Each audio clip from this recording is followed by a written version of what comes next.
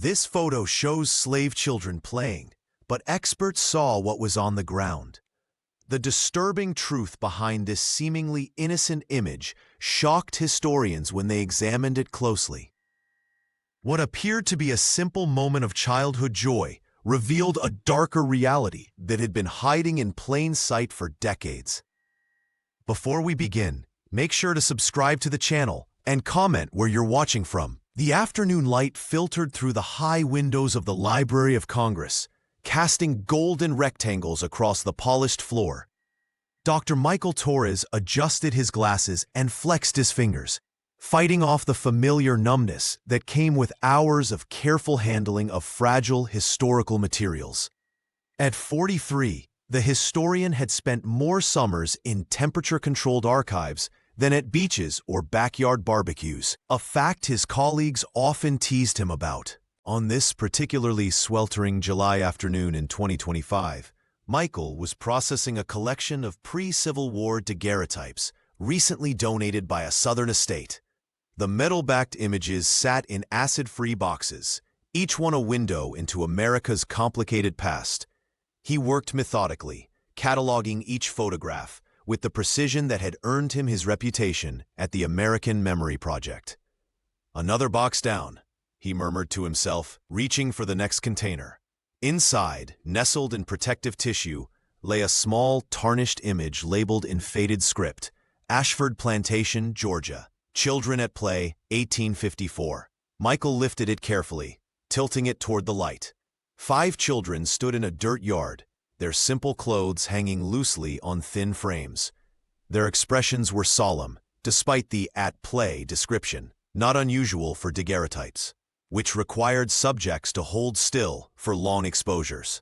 At first glance, it appeared to be one of countless similar images, enslaved children captured in a rare moment of leisure, the kind of photograph often used to suggest that plantation life wasn't entirely cruel. But something caught his trained eye. Michael reached for his magnifying glass, leaning closer. The ground beneath the children's bare feet wasn't just packed dirt. There were unusual impressions, strange shadows, objects partially buried or scattered around them. His heartbeat quickened as he noticed what looked like metal links partially covered by dust. "That can't be," he whispered, adjusting the light to see better. The historian felt a familiar chill, the sensation that always came when history revealed itself in unexpected ways. These weren't just random objects. The shapes had purpose, design. Some appeared to be small manacles, chains hastily covered with dirt, as though someone had attempted to hide them just before the photograph was taken. Michael sat back in his chair, a wave of unease washing over him. The image had been carefully staged, but the photographer had either deliberately or accidentally captured evidence that contradicted its innocent label. These children weren't simply at play. They were being presented as such, while the instruments of their bondage lay literally at their feet. He reached for his phone, then hesitated. Before alerting Dr. Jennifer Washington, the director of his department, he needed to be certain. This wasn't just another historical document. This image might force America to look again at what it thought it knew about its own past. The image haunted Dr. Michael Torres for days. Each night after leaving the Library of Congress, he found himself staring at the ceiling of his apartment, the 5 children's faces floating in his mind. There was something profoundly wrong about that photograph, something that demanded closer inspection. Early Monday morning, Michael arrived at the library's imaging lab before anyone else. He carefully placed the fragile daguerreotype under the high-resolution scanner, a piece of equipment normally reserved for national treasures. His fingers trembled slightly as he adjusted the settings for maximum clarity. "Let's see what you're hiding," he whispered to the photograph. The enhanced image appeared on his screen, and Michael's breath caught in his throat. What had been mere shadows and indistinct shapes in the original now came into horrifying focus. There, scattered in the dirt at the children's bare feet, were unmistakable objects, tiny iron shackles sized for children's wrists, rusted chain links partially buried in the soil, and crude wooden toys carved from what appeared to be fragments of a whipping post. Michael pushed away from the desk, his stomach churning. These weren't innocent playthings. They were instruments of control and reminders of punishment, deliberately placed in a scene meant to portray contentment. He immediately called Dr. Jennifer Washington. As director of the American Memory Project, Jennifer had built her career on exposing historical deceptions, particularly those surrounding slavery.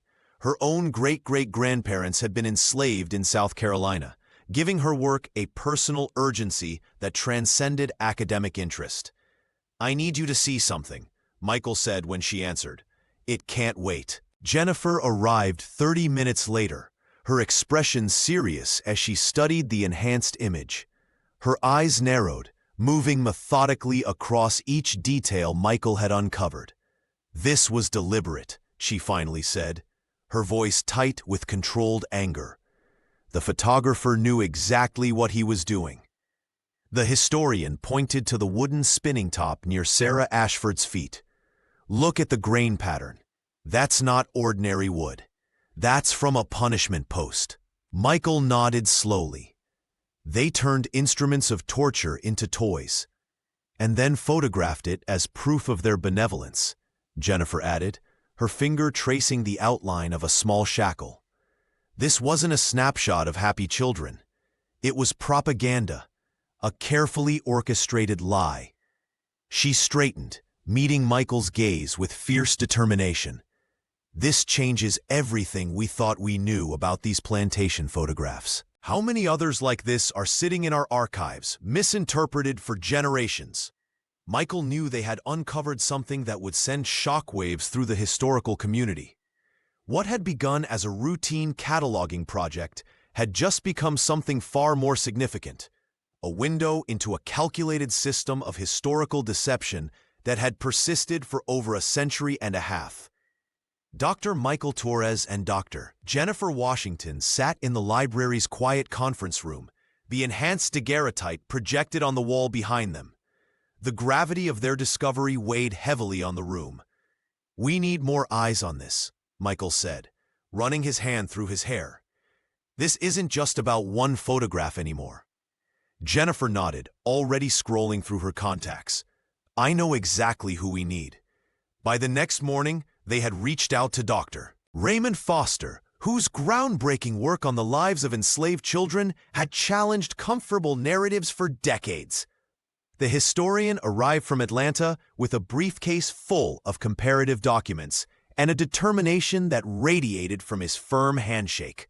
"I've spent my career fighting against the myth of the well-treated slave child," Raymond explained as he examined the digital enhancements. Plantation owners commissioned these photographs as propaganda. They wanted to show Northern abolitionists that enslaved children were happy, that they played like any other children. His finger traced the outline of what was clearly a small shackle partially buried in the dirt.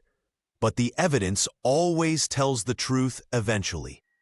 Jennifer contacted Dr. Angela Morris next, a genealogist whose expertise in African American lineage had helped countless families reconnect with their erased histories. Angela arrived with her laptop and a methodical approach that complemented Raymond's passionate intensity. "If we can identify these children," she explained, setting up her equipment, "we might be able to trace their descendants. Oral histories often preserve what official records tried to hide." The team converted a section of the archives into their investigation headquarters. Walls soon became covered with timelines, maps of Georgia plantations, and enlarged sections of the photograph.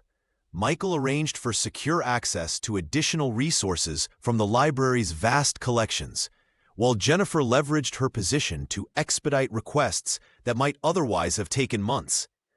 "The Ashford Plantation near Macon," Raymond announced one afternoon, comparing plantation records with the photograph's label, "one of the largest in Georgia."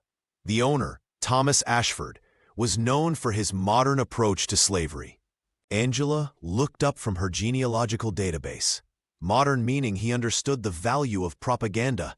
These children weren't randomly selected for this photograph. As the team worked late into each evening, they developed a rhythm. Michael preserved and documented. Jennifer coordinated and advocated. Raymond analyzed historical context. And Angela traced family lines that had been deliberately obscured. "This is just the first layer," Jennifer said one night as they reviewed their initial findings. "What we're uncovering here isn't just about 5 children in Georgia." Michael nodded. "It's about how history gets sanitized, packaged, and sold as something palatable. And about who pays the price for that comfort," Raymond added quietly. Together they prepared to dig deeper, knowing that the ground beneath these children's feet held truths America had long refused to face. Dr. Angela Morris spread the plantation ledgers across the conference table at the Library of Congress.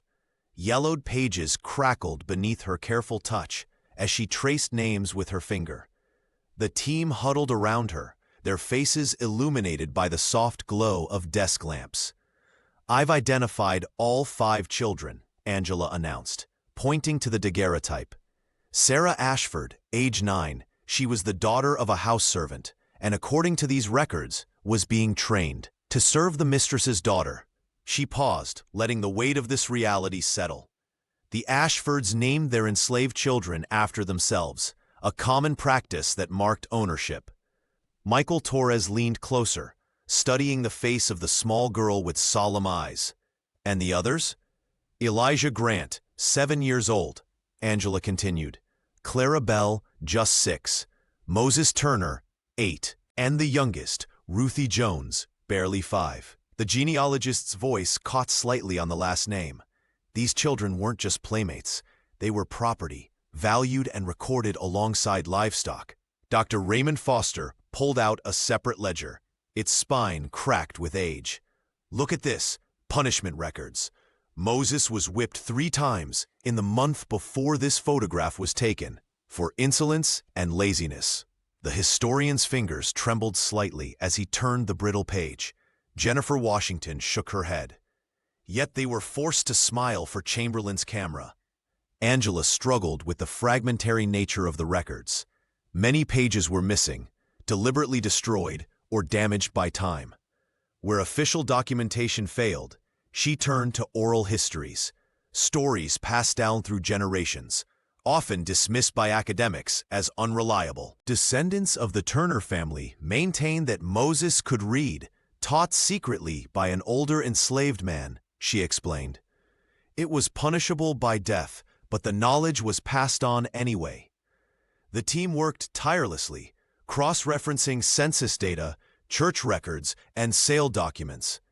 Each discovery transformed the children from statistical entries into human beings with stories, talents, and suffering. Clara Bell's mother was sold to a plantation in Alabama just 2 weeks before this photograph, Angela noted. Yet here she stands, forced to play as if nothing happened. As they pieced together these lives, the artifacts discovered beneath the children's feet in the photograph, the shackles, the crude toys carved from punishment tools, gained devastating context. These weren't anonymous children posed for propaganda. They were Sarah, Elijah, Clara, Moses, and Ruthie, each with their own story of resistance and survival. "Their names matter," Jennifer said firmly. "Their lives matter. And now, their truth matters."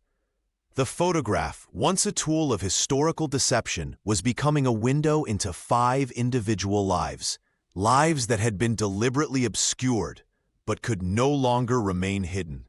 The investigation led the team to rural Georgia, where the Ashford plantation had once sprawled across hundreds of humid acres just outside Macon.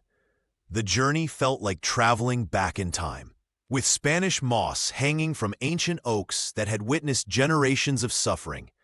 Dr. Michael Torres noticed how the air felt heavier here, charged with memories the land refused to forget. Local residents greeted the researchers with a mixture of curiosity and apprehension. Many spoke in hushed tones about the big house, a once grand structure now reduced to crumbling foundations and overgrown gardens. The current landowners, descendants of post-Civil War purchasers, were visibly uncomfortable with outsiders probing the property's dark history. "We've always known there were stories," confessed an elderly neighbor who introduced himself as Frank. "But folks around here prefer not to stir old ghosts." Dr. Raymond Foster established himself in the county records office, methodically examining brittle punishment logs and daily journals that had survived the passage of time. His hands trembled as he turned pages that hadn't seen daylight in decades. The historian's normally composed demeanor cracked as he read aloud entries to Jennifer Washington. July 18, 1853. Sarah, age 7, 10 lashes for dropping a teacup. Moses, age 9, denied food for 2 days for looking a white man in the eye. The punishment logs revealed a systematic cruelty that targeted the plantation's youngest residents. Children as young as 4 were subjected to whippings, food deprivation, and isolation, often for infractions so minor they seemed invented purely as pretexts for control. "These weren't random acts of cruelty," Raymond explained during their evening meeting at a local motel. "This was calculated terror, designed to break their spirits early." Jennifer nodded grimly. "And then they posed them for photographs to show how well treated they were." The team discovered ledgers detailing the plantation's cotton production, alongside inventories that listed children alongside livestock and farm equipment. The Ashford family's meticulous record-keeping had inadvertently preserved evidence of their own barbarity, alongside letters to Northern business partners emphasizing their humane treatment of enslaved people. Dr. Angela Morris found correspondence between Thomas Ashford and several Northern newspapers, offering photographs of contented slaves to counter abolitionist claims. One letter specifically mentioned using children in these images because they present a more sympathetic appearance. "It wasn't just cruelty," Michael observed as they gathered their findings. "It was a deliberate propaganda campaign." The plantation's history, preserved in fading ink on yellowing paper, revealed not just an economy built on suffering, but a sophisticated public relations effort designed to mask the truth. The daguerreotype they'd found wasn't an anomaly. It was part of a calculated strategy to rewrite reality itself. The leather-bound journal sat on the examination table in the library's preservation room, its pages yellowed and brittle with age. Dr. Michael Torres carefully turned each delicate sheet, revealing the elegant script of Edwin L. Chamberlain, the man who had captured the Ashford children on that fateful day in 1854. "I found something," Michael called to Jennifer Washington, who had been reviewing plantation correspondence nearby.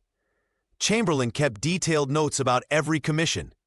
The director of the American Memory Project leaned over his shoulder, her eyes widening as she read the photographer's private confessions.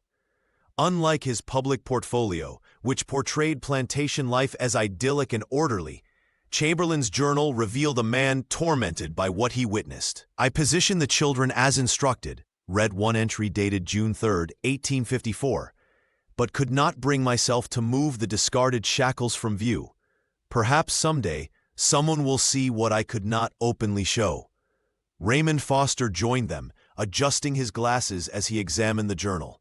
"This changes everything," the historian murmured. Chamberlain wasn't just documenting, he was testifying. Page after page revealed Chamberlain's inner conflict. Hired to create propaganda for wealthy plantation owners, he instead embedded subtle evidence of brutality within seemingly innocent scenes. He deliberately kept visible the raw wrists of children, the shadow of the whipping post, the disturbing toys carved from instruments of punishment. "Look at this," Angela Morris pointed to a sketch Chamberlain had made, showing precisely how he had composed the Ashford photograph. Arrows indicated specific elements he wanted visible.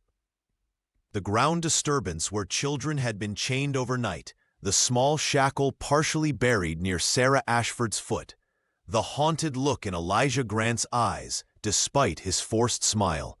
He was leaving breadcrumbs for future historians, Michael said, his voice thick with emotion. He couldn't speak out directly. He would have lost everything, maybe even his life, but he made sure the truth was there for those willing to look closely enough. The photographer's final entry about Ashford Plantation read, "I have done what little I could. The masters see only what flatters them, smiling children at play. They do not notice what I've preserved, the evidence of their cruelty hidden in plain sight. I pray someone braver than I will someday decode these images and speak what I could not." Jennifer gently closed the journal. And here we are, more than 170 years later, answering his call. The team realized they weren't just uncovering history, they were fulfilling a desperate hope from the past. Chamberlain's daguerreotype was transformed from a simple historical document into something far more complex. Both evidence and warning, testimony and plea, a message in a bottle, cast into the future by a man who could not speak the truth in his own time. The team needed physical evidence to support what the photograph revealed. Dr. Tasha Bennett arrived at the overgrown Ashford Plantation site on a misty Georgia morning, her vehicle loaded with equipment that would peer beneath centuries of silence. The forensic archaeologist had investigated dozens of historical sites, but something about this case, the children's faces in that daguerreotype, had kept her awake at night. "We'll start with the ground-penetrating radar," Tasha explained to Michael Torres and Jennifer Washington as they surveyed the area where the photograph had been taken. "It can detect anomalies up to 6 feet below the surface without disturbing the soil." The archaeologist moved methodically across the yard, her eyes fixed on the digital display as it mapped what lay hidden.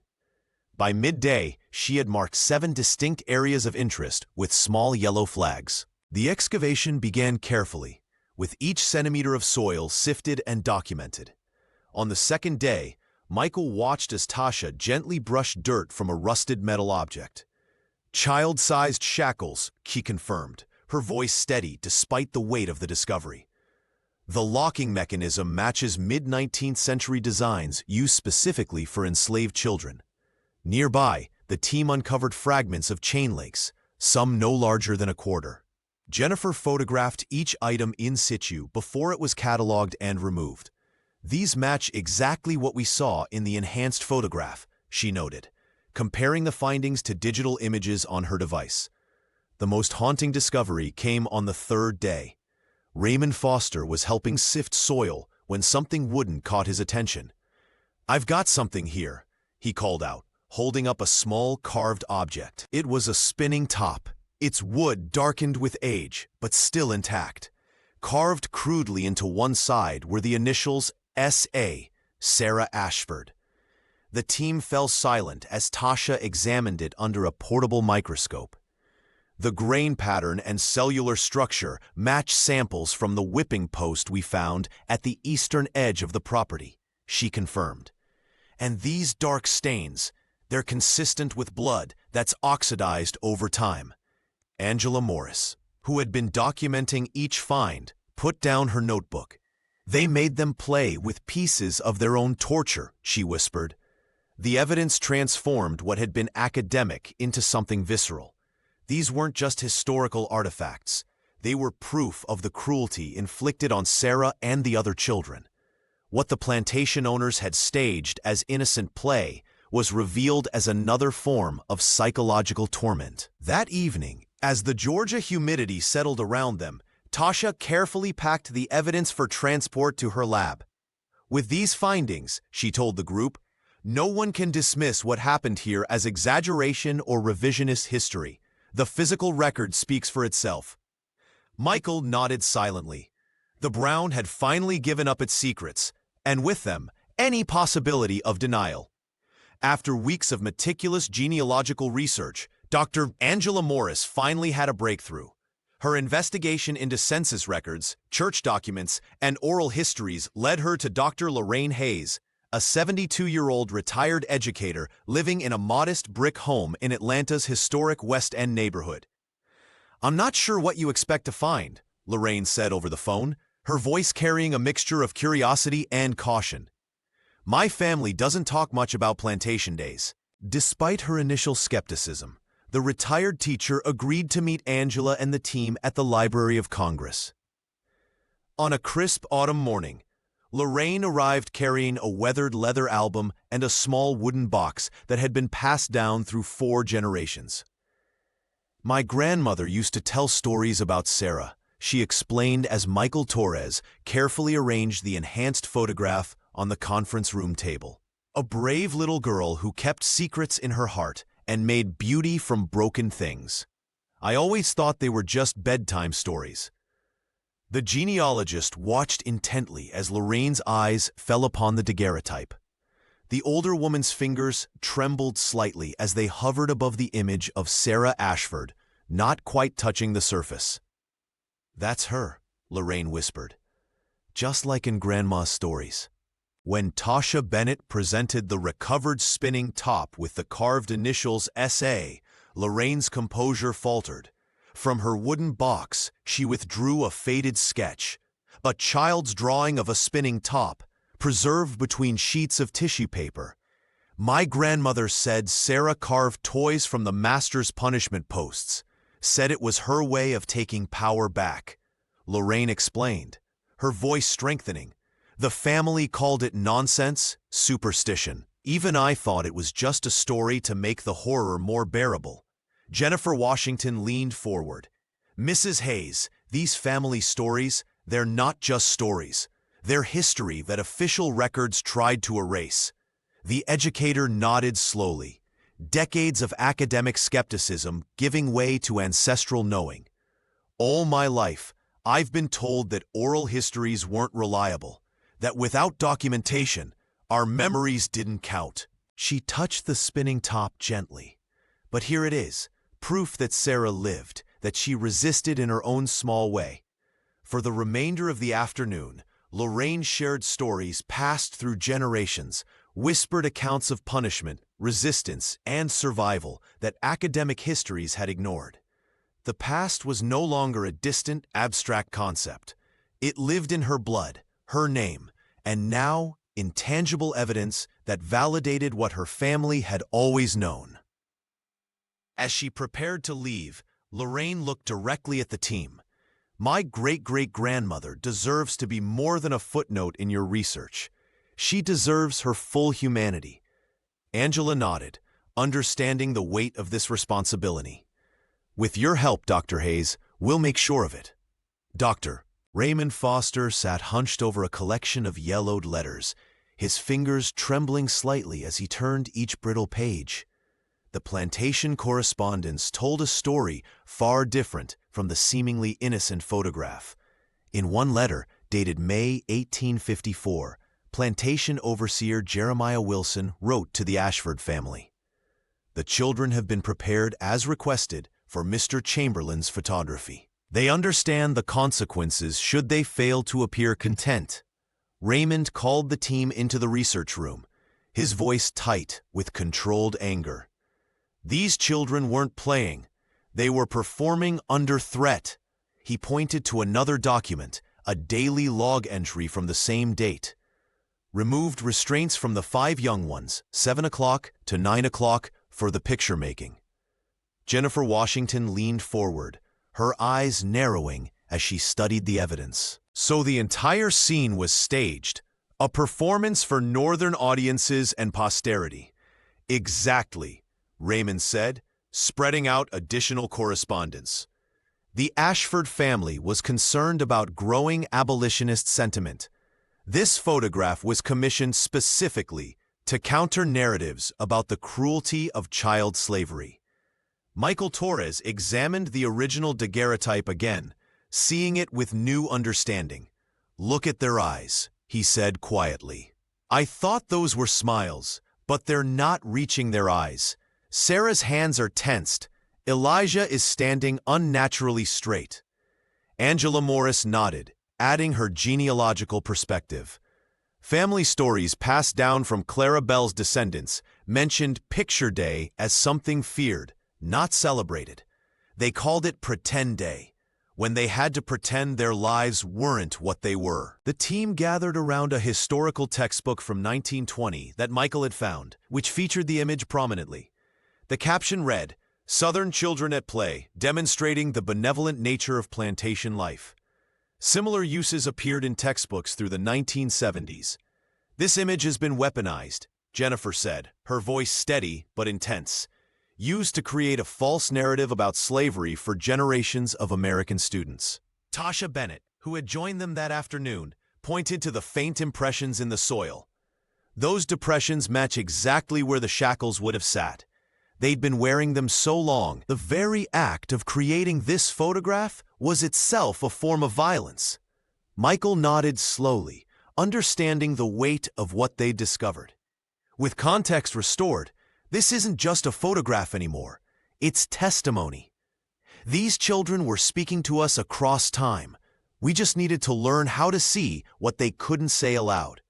The image, once a tool of historical deception, now stood revealed for what it truly was, a document of resistance. Preserved by a photographer's guilt and the children's unforgotten truth, Dr. Michael Torres received the email at 7 in the morning. The subject line was terse: "Meeting with Director Hargrove, 10 a.m., mandatory." His stomach tightened as he read it, knowing exactly what it meant. Word of their investigation had reached the highest levels of the Library of Congress administration. When Michael entered the wood-paneled conference room, he found Jennifer Washington and Raymond Foster already seated at the long mahogany table. Across from them sat Director Elizabeth Hargrove and 3 board members, their expressions carefully neutral. "Dr. Torres," Hargrove began, "we've been made aware of your team's provocative findings regarding the Ashford Plantation daguerreotype. Several significant donors have expressed concerns about the direction of this research." Jennifer straightened in her chair. "With all due respect, Director, the evidence is irrefutable. The photograph was deliberately staged propaganda. The library has a responsibility to historical accuracy," one board member countered, "but also to measured interpretation. Some feel your conclusions are unnecessarily inflammatory." Raymond's normally calm demeanor cracked slightly. "Inflammatory? We found child-sized shackles buried exactly where those children stood. Chamberlain's own journal confirms to it." The tension in the room thickened as another administrator slid a folder across the table. Inside was a revised press release that described the team's findings as one possible interpretation and emphasized the complex nature of historical narratives. "We're asking you to soften the language," Hargrove explained. "Focus on broader themes of childhood in the 19th century. Perhaps frame this as an ongoing scholarly debate." Michael stared at the document, anger rising in his throat. He thought of Lorraine Hayes and her family's stories, of the spinning top with Sarah Ashford's initials carved into wood from a whipping post. He thought of the punishment logs and the meticulous records of cruelty inflicted on children barely older than his own daughter. "These children weren't theoretical constructs," he said quietly. "They were real people who suffered real abuse and then were forced to smile for a photograph that would be used to deny their suffering for generations." Jennifer placed her hand on Michael's arm in solidarity. "The library has always stood for truth, even uncomfortable truth. If we compromise now, what message does that send?" The administrators exchanged glances. One mentioned potential congressional oversight hearings. Another referenced a major foundation that might reconsider its funding. "We understand your position," Michael said finally, gathering his papers. "But we cannot and will not dilute what these children endured for the sake of institutional comfort. Some truths demand to be told in full." As they left the meeting, the 3 colleagues knew they had crossed a line. The path ahead would be difficult, but the evidence and the children in that photograph demanded nothing less than complete honesty. The Washington Post broke the story first. "Plantation photograph reveals hidden horrors," blazed across their front page, accompanied by the enhanced image showing the children's feet mere inches from buried shackles. Within hours, Every major network had picked up the story, and social media exploded with heated debates about historical revisionism and America's failure to confront its past. Dr. Michael Torres found himself fielding calls from journalists while trying to protect the integrity of their research. "This isn't about politics," he insisted during a CNN interview. "It's about acknowledging what's literally in the frame." Conservative commentators accuse the team of manufacturing controversy. "These academics are seeing what they want to see," declared one popular talk show host. Meanwhile, progressive outlets praised the discovery as long overdue evidence of how American history had been sanitized. The controversy reached its peak when Dr. Lorraine Hayes received an invitation to appear on national mourning. As Sarah Ashford's great-great-granddaughter, her perspective carried unique weight. The retired educator had initially hesitated to step into the spotlight, but Dr. Jennifer Washington convinced her that her voice was essential. "My grandmother used to tell me stories about Sarah," Lorraine explained on live television, her voice steady despite the millions watching. She described a little girl who carved her initials into a toy made from the same wood it had caused so much pain. "I thought they were just family legends until I saw that spinning top with SA etched into it." The host showed the photograph on a large screen, zooming in on the disturbing details that Dr. Bennett's forensic work had confirmed. Lorraine pointed to Sarah's face, the forced smile, the tense shoulders. "Look at her eyes," she said. "That's not a child at play. That's a child performing for the camera, knowing what awaited when the photographer left." When asked about the national debate, Lorraine didn't mince words. "There's a cost to forgetting. But there's also a cost to remembering. My family has carried both. The question is whether America is finally ready to share that burden." Her words resonated across the country. Classrooms in 37 states incorporated discussions about the photograph. Museums began reviewing their own collections for similar propaganda images. Even in rural Georgia, where resistance to the investigation had been strongest, local historical societies started organizing community conversations. The team's email inbox filled with messages from people claiming to be descendants of other children in the photograph. Dr. Angela Morris worked tirelessly to verify these connections, understanding that each confirmed lineage added another living testament to the story's importance. What had begun as an archival discovery was becoming a national reckoning, spreading from Washington, D.C. to small towns across America, forcing a conversation that was centuries overdue. Dr. Michael Torres was reviewing the latest findings in his office when his smartphone buzzed with an unexpected email. The sender's address contained the name Ashford. His heart raced as he opened it. Within days, the investigative team found themselves sitting across from Caroline Ashford Peterson, great-great-granddaughter of the plantation's original owner. Dressed in a crisp linen suit, she clutched a leather portfolio containing family letters and photographs. "My ancestors weren't monsters," Caroline insisted, her voice tight. "They educated those children, gave them shelter. That's what our family history says." Dr. Jennifer Washington remained composed, though her eyes betrayed her frustration. "Education and shelter were basic human rights denied to most enslaved people," she responded, "not acts of benevolence." The tension in the room was palpable. Raymond Foster carefully placed the plantation punishment logs on the table between them. "These are your family's own records," he said quietly. "They tell a different story." Caroline's face paled as she examined the faded entries. Her family narrative, passed down for generations, was crumbling before her eyes. Not all Ashford descendants shared Caroline's defensive stance. The following week, Michael met with Thomas Ashford, a history professor from Boston who had spent years researching his family's complicated legacy. "I've been waiting for someone to find that photograph," Thomas admitted, running his hand through graying hair. "Our family wealth came from suffering. I can't change that, but I can help set the record straight." Thomas offered access to private family archives stored in his attic, letters, ledgers, and even a small wooden box containing items taken from the plantation before it was sold. Angela Morris carefully documented each item, recognizing their value for tracing the children's stories. The team soon discovered that the Ashford family itself was divided. Some branches had been wrestling with their legacy for decades, while others maintained a sanitized version of history. These conflicting narratives mirrored America's own struggle with its past. For Michael, these encounters were transformative. "We're not just excavating artifacts," he told Jennifer late one evening as they sorted through Thomas's documents.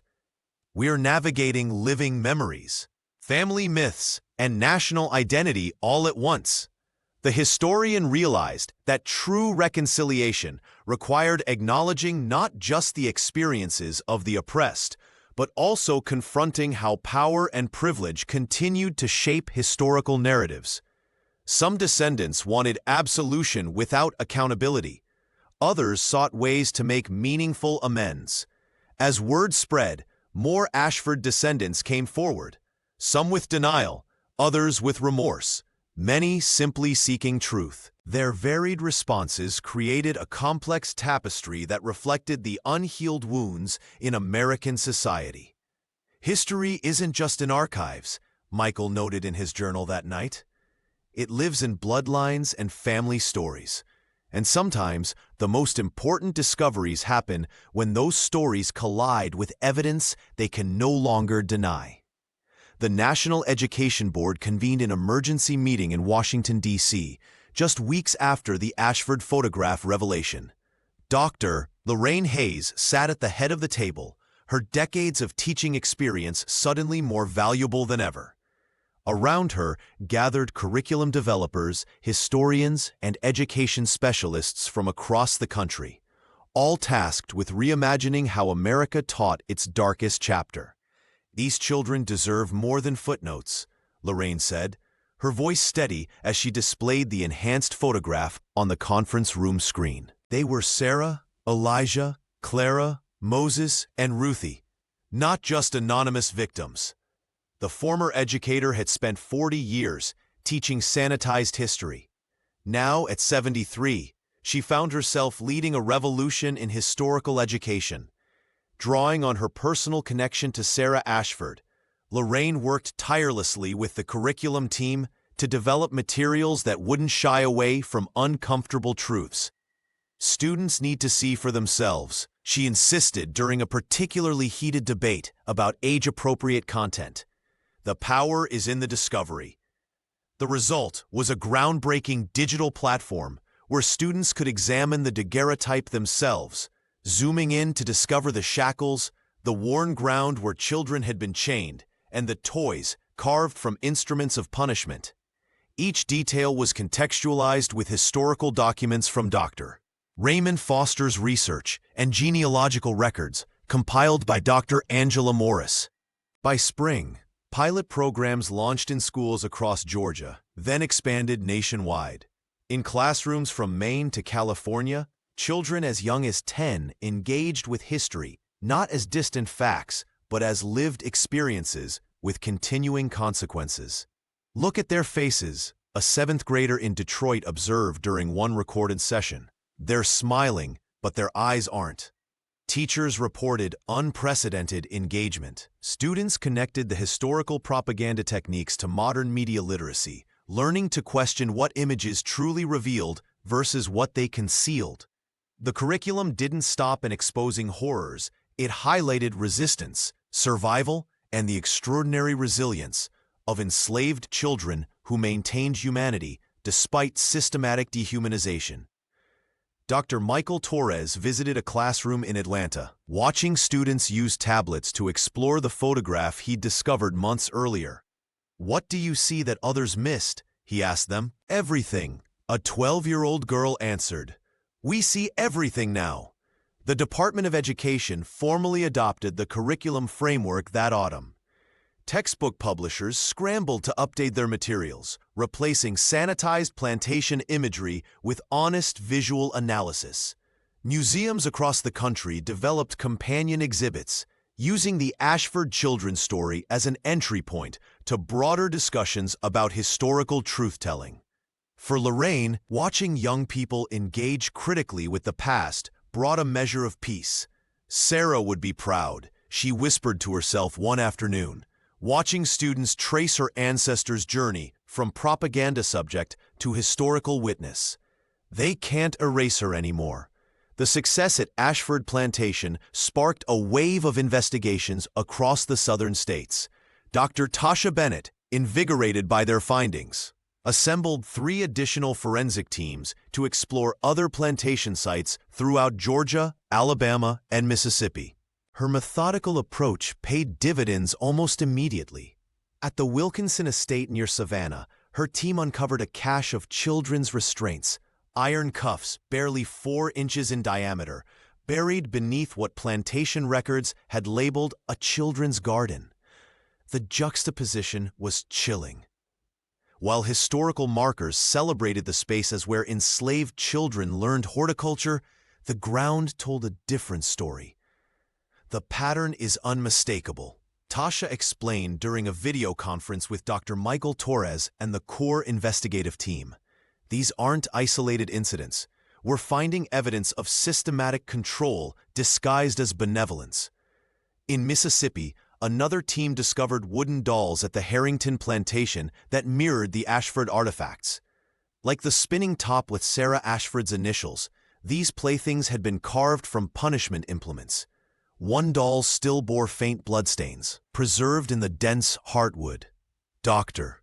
Raymond Foster traveled to examine these findings personally, his expertise in enslaved children's lives proving invaluable. These objects represent both trauma and resistance, he noted, handling the doll with gloved hands. Children forced to play with remnants of their own oppression, yet somehow preserving their humanity. The most disturbing discovery came from the photographic archives of the Alabama Historical Society. Jennifer Washington identified 7 daguerreotypes showing enslaved children in seemingly peaceful settings. When analyzed using the same imaging technology that revealed the truth at Ashford, each photograph showed similar evidence of control mechanisms, just outside the frame or partially buried in dirt. Edwin Chamberlain wasn't the only photographer leaving clues. Jennifer told reporters from the Washington Post, "We found at least 3 others who documented abuse while appearing to capture innocence." As findings multiplied, Angela Morris created a digital database linking artifacts, locations, and family histories. The genealogist worked tirelessly to connect living descendants with their ancestors' stories, creating a network of testimonies that could no longer be dismissed as isolated incidents. The nation watched in growing discomfort as the investigation expanded. News outlets that had initially questioned the Ashford findings fell silent in the face of overwhelming evidence. Educational institutions across America began requesting access to the database for curriculum development. What we're witnessing, Michael explained during a televised interview, is the systematic dismantling of a carefully constructed historical fiction. These children's experiences weren't anomalies, they were deliberately hidden chapters of American history. For Lorraine Hayes, each new discovery validated her family's oral traditions. "My grandmother always said there were others like Sarah. Now we know she was right all along." Dr. Michael Torres sat alone in his apartment, surrounded by photocopies of Ashford Plantation's punishment logs. The digital clock on his desk showed 2:17 a.m., but sleep remained elusive. His eyes kept returning to one particular entry from August 1854. Ruthie Jones, age 7, 20 lashes for excessive curiosity about master's books. 20 lashes on a child for wanting to read. Michael's hands trembled as he set the document down. He walked to his daughter's bedroom and stood in the doorway, watching 7-year-old Sophia sleeping peacefully, her favorite books scattered across her nightstand. The historian tried to imagine his little girl enduring such brutality for the same curiosity he had always encouraged in her. The comparison broke something inside him. He slid down against the doorframe, tears flowing freely for the first time since the investigation began. This wasn't just academic research anymore. These weren't just historical subjects to be cataloged and preserved. The next morning, he called Jennifer Washington. "I can't approach this clinically anymore," he confessed, voice still raw. "These children, they deserve so much more than footnotes in history. That's exactly why this work matters." The director replied gently, "We're not just preserving artifacts, we're restoring humanity." Michael nodded, though she couldn't see him through the phone.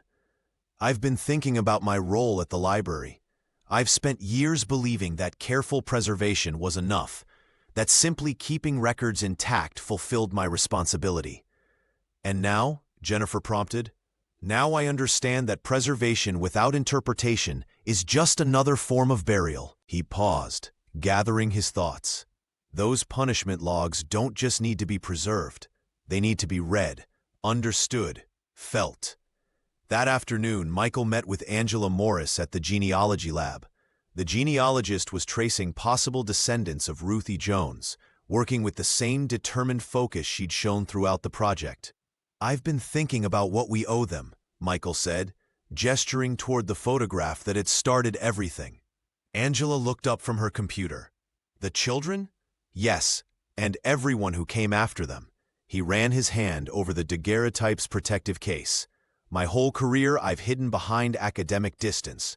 I've cataloged atrocities without letting myself feel their weight." "That changes people," Angela said softly. "Once you truly see, you can't unsee." Michael nodded. "I'm done being a passive guardian of uncomfortable truths. These children deserve witnesses, not just archivists." As he left the building that evening, Michael made a decision. Tomorrow, he would call Lorraine Hayes. Together, they would find a way to make these children's stories impossible to ignore, even if it meant challenging every comfortable narrative that had defined his career. The Grand Hall of the Library of Congress fell silent as Dr. Michael Torres approached the podium. Behind him, projected on an enormous screen, loomed the daguerreotype that had changed everything. 5 children's faces frozen in time, their bare feet standing upon evidence of their own oppression. "What we present today isn't just a historical correction," Michael began, his voice steady despite the cameras broadcasting to millions across America. "It's an acknowledgement of a deliberate deception that has persisted for over 170 years." Jennifer Washington stepped forward, gesturing to the enhanced sections of the photograph where the imaging technology had revealed the truth. "These aren't random objects in the dirt," she explained. "These are restraints sized for children, tools of control disguised as playthings." The audience murmured as Raymond Foster presented the plantation records, his expertise on enslaved children's lives lending weight to each document. Sarah, Elijah, Clara, Moses, and Ruthie were not enjoying childhood games, the historian said firmly. They were performing for the camera, their smiles coerced, their freedom temporary. Angela Morris shared her genealogical findings, mapping the children's lineages to present-day families across Georgia and beyond. When she introduced Dr. Lorraine Hayes, the hall grew completely still. Lorraine walked slowly to the microphone, carrying the wooden spinning top recovered from the excavation. "This belonged to my great-great-grandmother Sarah," she said, her fingers tracing the carved initials. "In our family stories, it was called the Brave Toy. Now I understand why." Her voice broke slightly before regaining strength. "Sarah carved this from the same wood that was used to punish her. She transformed her pain into something else. Not just play, but resistance." Dr. Tasha Bennett detailed the archaeological findings, displaying the child-size shackles alongside the digital reconstructions of the plantation yard. The evidence was overwhelming, methodical, and impossible to dismiss. Questions from journalists ranged from skeptical to emotional. When one reporter suggested the team might be overinterpreting the photograph, Michael invited him to examine the original daguerreotype with the magnifying equipment they'd brought. "See for yourself," he challenged. This isn't about rewriting history. It's about reading what was always there. As the press conference concluded, cameras captured Lorraine standing before the photograph, her hand raised toward Sarah's image, 5 generations connecting across time. Outside, protesters and supporters gathered, their signs reflecting America's ongoing struggle with its past. The team had known this moment would divide as much as it would illuminate. But as they watched the first news alerts appear on their digital devices, they understood that the children of Ashford Plantation had finally been given what they deserved: the truth, unvarnished and complete. Within days of the press conference, the nation found itself deeply divided over the Ashford Plantation revelations. Social media erupted with heated debates, while news networks ran continuous coverage featuring experts on both sides of the controversy. Dr. Michael Torres watched as the photograph he'd discovered became the most discussed historical artifact in America. "They're trying to make us feel guilty for things that happened centuries ago," declared one prominent commentator on national television. Meanwhile, a coalition of historians published an open letter praising the team's methodical research and calling for similar investigations at other plantation sites. Michael received dozens of emails daily, some containing threats, others offering heartfelt gratitude. The Library of Congress, facing pressure from several influential donors, announced they would be reassessing funding priorities, effectively cutting financial support for Michael's department. 3 board members publicly questioned whether the team's conclusions were politically motivated rather than evidence-based. "We knew this would happen," Dr. Jennifer Washington told Michael during a tense meeting in her office. "But the evidence speaks for itself." The director of the American Memory Project had weathered similar storms before, but even she seemed shaken by the intensity of the backlash. Yet for every door that closed, others opened. Community foundations stepped forward with funding offers. Educational institutions across the country invited the team to speak. Dr. Raymond Foster found himself fielding requests from universities eager to establish research positions focused on the lived experiences of enslaved children. Dr. Lorraine Hayes perhaps faced the most personal attacks. As Sarah Ashford's descendant and the investigation's most public face, she received hate mail alongside invitations to speak at prestigious venues. "My grandmother would be proud," she told a reporter. "She always said the truth costs something, but silence costs more." The team was particularly moved when a collective of teachers from 27 states pledged to incorporate the Ashford children's story into their classrooms, regardless of official curriculum guidelines. An online fundraising campaign to support the investigation's continuation reached its goal in just 4 hours. Dr. Angela Morris created a secure database for descendants of both enslaved people and enslavers to share family stories and artifacts, fostering difficult but necessary conversations across historical divides. The platform gained thousands of users within weeks. Despite institutional resistance, the truth had found its audience. The photograph, once buried in archives, now appeared in digital textbooks, museum exhibits, and documentary films. What Michael had discovered in that temperature-controlled vault had become impossible to reshelve or ignore. The division it created wasn't new. It merely exposed fractures that had always existed beneath America's carefully made. The morning of March 15th, 2026 dawned with a sky as clear as truth itself over the red clay fields of Macon. Hundreds gathered where Ashford Plantation once stood, now transformed into a solemn memorial ground. Dr. Lorraine Hayes arrived early, her fingers tracing the bronze plaque bearing her ancestor's name, Sarah Ashford. "I never thought I'd stand here," she whispered to Dr. Michael Torres, who nodded silently beside her. The memorial centerpiece commanded attention: 5 bronze statues of children, their small forms captured in painful authenticity. Sarah, Elijah, Clara, Moses, and Ruthie stood frozen in time, their bronze ankles bearing the marks of shackles, their faces a complex mixture of resilience and suffering. Unlike the deceptive daguerreotype, These representations hid nothing of their truth. Surrounding the statues, interactive displays allowed visitors to examine the original photograph alongside the evidence the team had uncovered. Digital screens showed the enhanced images, revealing the shackles and makeshift toys, while glass cases displayed the actual artifacts. The wooden spinning top, with SA carved into its side, resting on a bed of red velvet. Dr. Jennifer Washington guided early visitors through the exhibits, her voice steady as she explained how propaganda had weaponized images of these children. Nearby, Raymond Foster answered questions about the punishment logs now preserved behind glass, his expertise bringing context to the cruelty documented in faded ink. At 11 o'clock, the dedication ceremony began. The governor spoke briefly, followed by museum officials and historians. But when Lorraine took the podium, the crowd fell completely silent. The retired educator stood tall, her gray hair catching the Georgia sunlight. "My great-great-grandmother Sarah played here," she began, gesturing to the surrounding fields. "Not in freedom, but in chains temporarily removed for a photographer's lens. Today, we reclaim her story."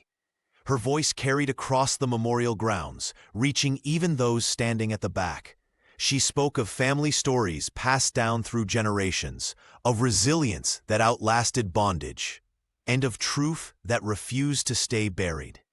"This memorial ensures that Sarah and the others will never again be props in someone else's story," she concluded. "They are witnesses now, and so are we." As the ceremony ended, Angela Morris stood quietly beside the statue of Clara Bell, thinking of all the descendants she'd helped connect to this place. Tasha Bennett watched visitors examine the ground-penetrating radar images showing what lay beneath their feet, evidence that could no longer be denied. The Ashford Memorial would welcome thousands of visitors in the coming years. But on this first day, as the Georgia sun began its descent, it belonged to 5 children whose truth had finally come to light. Their bronze faces turned forever toward justice. The ripples of the Ashford discovery spread far beyond the plantation grounds. Within months, archival teams across the United States began methodically re-examining their collections of antebellum photographs, applying the techniques Dr. Michael Torres and his colleagues had pioneered. Their efforts revealed dozens of similar images, seemingly innocent scenes that upon closer inspection contained hidden evidence of brutality and control. "We're seeing a fundamental shift in how we interpret visual evidence," Dr. Jennifer Washington explained during a symposium at Howard University. The director of the American Memory Project had become the public face of a movement that was transforming archival practice. What was once accepted as documentation is now understood as carefully constructed propaganda. The Library of Congress established new protocols for historical image analysis, requiring curators to document potential evidence of concealed abuse, particularly in photographs depicting enslaved children. These standards quickly spread to museums and historical societies nationwide, forever changing how America's visual past would be interpreted. Dr. Angela Morris found herself overwhelmed with requests as genealogical projects flourished. Families who had long struggled to trace their lineage back through the fog of slavery now had new pathways to explore. The genealogist established a national database connecting descendants with historical photographs, helping hundreds reclaim erased family. "This isn't just about the past," Angela told a gathering of genealogists in Atlanta. "It's about giving people back what was taken from them, their names, their stories, their truth." Educational institutions responded with remarkable speed. By the fall of 2026, the story of Sarah Ashford and the other children had been incorporated into history curricula across 27 states. Dr. Lorraine Hayes, once reluctant to step into the spotlight, now traveled the country training educators on how to teach difficult historical truths with both honesty and sensitivity. "We don't honor these children by looking away," Lorraine told a classroom of student teachers in Boston. "We honor them by seeing clearly what they endured, and by recognizing that their resistance, even in small ways, helped shape who we are today. Raymond Foster's research expanded to document forms of childhood resistance on plantations throughout the South. His work revealed how enslaved children had carved secret messages into toys, created coded games, and preserved cultural knowledge despite brutal attempts to erase their identities. The digital archive created by the team, featuring the enhanced daguerreotype alongside artifacts, documents, and oral histories, became the most visited online exhibition in the library's history. Each visitor confronted not just the horror of what had happened, but the decades of institutional silence that had followed. The legacy of these 5 children, Michael wrote in the exhibition's introduction, is not just what they suffered, but what they're teaching us now about truth, about seeing, and about the courage to look again at what we thought we knew. 5 years after Dr. Michael Torres first held that tarnished daguerreotype in his hands, the ripples of truth continued to spread across America. What began as a single image buried in the vast archives of the Library of Congress had transformed into a national awakening that refused to fade. On the anniversary of the investigation's findings, Michael stood beside Lorraine Hayes at the Ashford Memorial, watching as school groups moved thoughtfully between the bronze statues of Sarah, Elijah, Clara, Moses, and Ruthie. The children's faces, once manipulated for propaganda, now stood as eternal witnesses to both suffering and survival. "My great-great-grandmother would never have imagined this," Lorraine whispered, her hand resting on the plaque that bore Sarah Ashford's full story, "that her truth would finally be honored." Dr. Jennifer Washington had expanded the American Memory Project to include thousands of re-examined photographs from plantation archives nationwide. Her team's meticulous work had uncovered similar patterns of staged innocence concealing brutal realities. The educator now led workshops teaching archivists to recognize the subtle signs of historical manipulation. Raymond Foster's research on enslaved children had become required reading in universities across the country.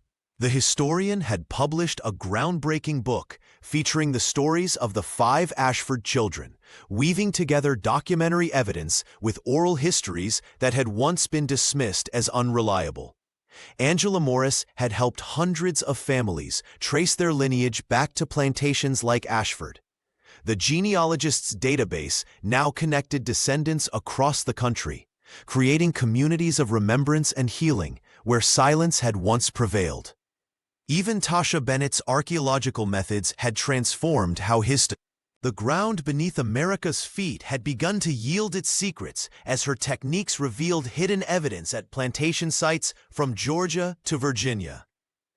The digital archive that housed the enhanced daguerreotype had received over 2 million visitors.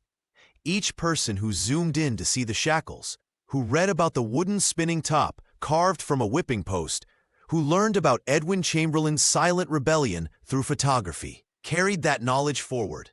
Some institutional resistance remained.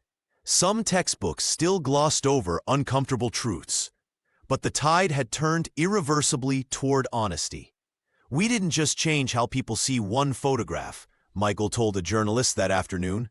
"We changed how America sees itself." As the sun set over the memorial grounds, casting long shadows from the bronze figures of the 5 children, Michael thought about how a single moment of careful attention, his decision to look closer at what lay beneath those children's feet, had cascaded into a movement that would outlive them all.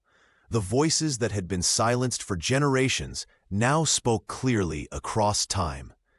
"Remember us. See what was hidden. Never look away from truth again."